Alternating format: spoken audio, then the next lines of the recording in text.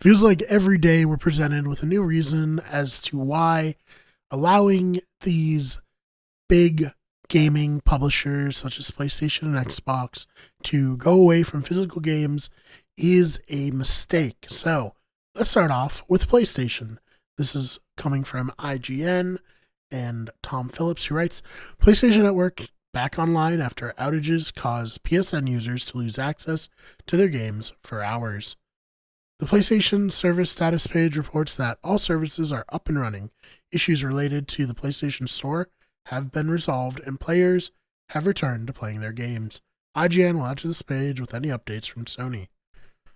Sony has updated its PlayStation status page to reflect that its account management, gaming, and social PlayStation video game and PlayStation Direct services are back up and running. The page also notes that the players may still have difficulty getting products on the PlayStation Store, but Sony said it's working to resolve the issues as soon as possible. Sony has not clarified what caused the lengthy PSN outage. I doubt they will. They usually never do. Players across social media have started to report that they can access the network again. We'll continue up to this page with different information. And then we get to the original story. Sony's PlayStation Network services have been offline for hours today, leaving fans unable to play some digital games. Unsurprisingly, impacted users have been left pointing to the benefits of physical copies just weeks after Sony's bombshell announcement that it will kill PS5 discs. PlayStation services began to disappear for some users around 8:30 a.m. Eastern this morning, around the same time as an alert from Amazon Web Services that, quote, multiple AWS servers in the U.S. West 2 region were facing connectivity issues despite the problem being marked as resolved. Around an hour later, players reported continued experiencing issues in the hours since and in countries outside the USA too. The issue has hit PlayStation services just as the open beta for Sony's published and console exclusives Marvel Token Fighting Souls was getting underway, with its developer subsequently acknowledging issues on PS5. At the time of writing, Sony's own service status page continues to show errors across every PlayStation Network service, from playing and purchasing digital content, streaming games, account management services, and more. You might have difficulty launching games, apps, or network features, Sony wrote on its official status page, with impacted platforms listed as including PS Vita, PS3, PS4, and PS5. We're working to resolve the issues as soon as possible. Thank you for your patience. While outages happen, the timing for this latest interruption of services could not be much worse, as well as impacting Marvel Token, a key title for Sony. The disruption comes as the Firestorm controversy over Sony's decision to kill discs is very much still aflame. This month has been Sony continually slammed by PlayStation fans for its usually unpopular decision to discontinue launching new PS5 games via physical discs from January 2028 onward, a choice that has sparked an enormous petition, endless social media posts, and a stream of angry commentary on every trailer or live stream that the console maker now hosts. So, thankfully, again, that is over, but it just goes to show how fragile ownership is when it comes to digital.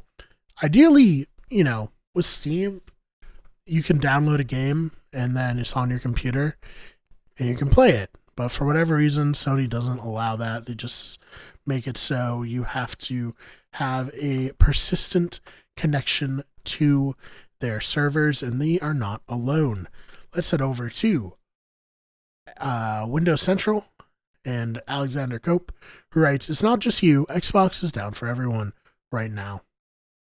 So, original story. After last week's debacle of Xbox Live being shut down on the same day as Halo Campaign Evolved suffered errors that prevented people from its early access launch, you'd think that they would calm down at Xbox, right? Well, you'd be wrong, because Xbox Live has once again suffered an outage that's been preventing people from logging into their profiles, accessing their games, and launching them, as confirmed by Xbox's X profile this morning. On X, they said, "We are aware that some users are encountering errors when attempting to sign in, see your game library, or launch games. Our engineers are actively working to mitigate the issue. For updates, please follow along here." According to Xbox Live's status webpage, currently its account and profile store and subscriptions app in mobile and games and gaming functions are unavailable thanks to the outage, but Xbox engineers are currently working on fixing them, and they'll let players know once they're back up as soon as possible. Faith in digital media has been heavily shaken in recent weeks, what with Sony discontinuing games and pulling 500 movies from people's accounts without refunds. With these recent debacles at Xbox, it's adding more fuel to the hot debate about whether piracy is the only way to prevent and own games without being shackled to online services prone to system failures or DDoS attacks that could permanently damage them. A debate that has drawn the attention of not only high-profile game developers like Hideo Kojima, but also politicians to boot like France's presidential candidate Jean-Luc Mélenchon. Hopefully that's close to how you pronounce his name. Both of whom have a negative opinion of a digital-only future where nobody truly owns anything. In the meantime, as this debate rages on, we'll keep an eye on Xbox Live and let you know when it turns back on and you can get playing your games. Then they had an update at 2:07 p.m. Eastern. Xbox has offered a small update, another update on the game's library sign-in and game launch issue. Our team are focused on multiple investigation angles and remain hard at work. Thanks to your patience, will teams keep working? We'll share more details as they become available here. It's been over 12 hours now, and the latest outage is fast becoming one of the worst downturns for Xbox in recent memory. Although it's not quite as bad as 2007's 96-hour outage, let's hope it doesn't go that far. Then, yeah, that is the latest update at the time of recording, which is 2:28 p.m. Hopefully, they will get this sorted out, but again, it just goes to show, even if we have digital games on our console downloaded, we can't play them, which is so dumb.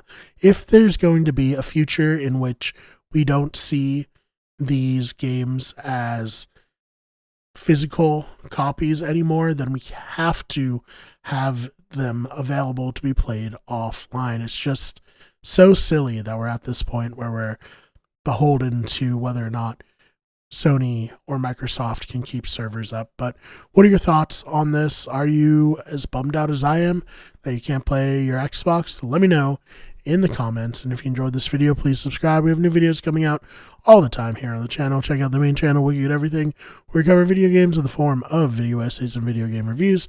Check out our sports channel, Wiki Get Sports, where we cover sports news, and our podcasting channel, Better Radio. Again, I really do appreciate you taking the time to check this one out. If you're watching on Wiki Get Everything, please subscribe. We're trying to get to 1,700 subscribers, and we are just one away. That could be you. Help us get there. And if you're watching on Those Fake Nerds, also subscribe. We're trying to get to 200 subscribers over there, though we are quite a bit further away from that goal than we are from our 1,700 on the main channel. Other than that, again, really do appreciate you taking the time, and I will see you in the next one.